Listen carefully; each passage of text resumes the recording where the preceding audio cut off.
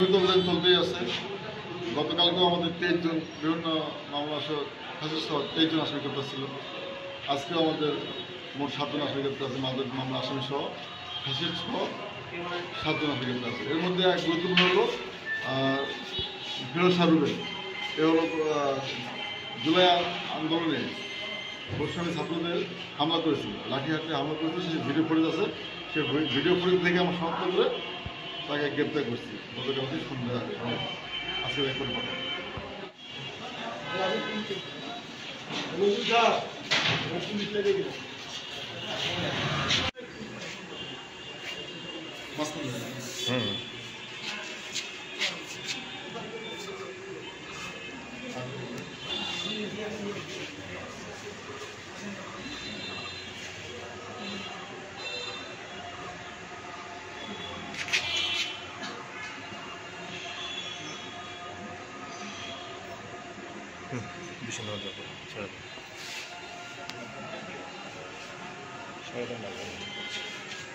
হ্যাঁ